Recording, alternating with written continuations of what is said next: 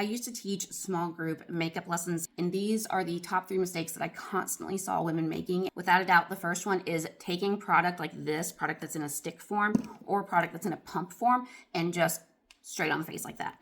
And I think that people got in the habit of doing this because it makes for a good video. But in real life, it doesn't work, because by the time you put that on there and then you grab your brush and it's already started to dry down a little bit. And so then you're blending and you're blending and you're blending. You see how it's kind of stained that area?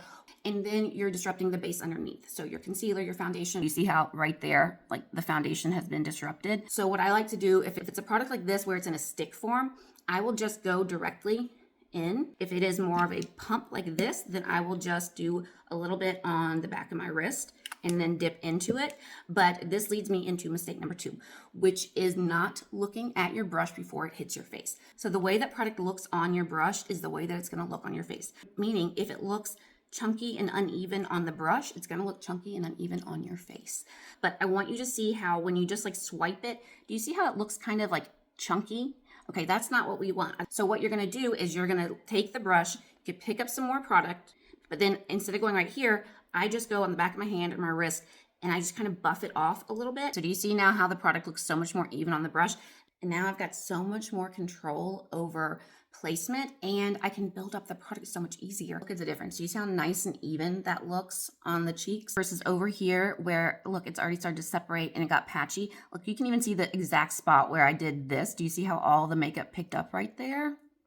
That's the difference between doing this and this. And the third one, and this is the one that really gets people, is swiping your makeup. So for instance, powder, if I were to take a big giant brush like this and then do this and then do this, well, I'm going to hate the way that powder looks, okay? Because it's going to fly all over the place. It's not going to do what it's meant to do.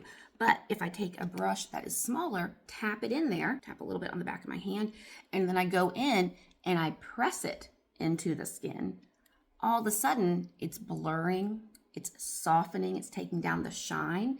So many times people will use a product and they'll be like, I hate it, it didn't work at all. And I always ask, show me how you applied it. I would say like 80% of the time, it was like a frantic swiping motion, and that's why you didn't love the product. And same thing with blush. Like if I take a huge brush and just do this, well, that doesn't look good. But if I take a smaller brush, get it evenly coated, tap, tap, tap, and just tap it into the skin, look how pretty.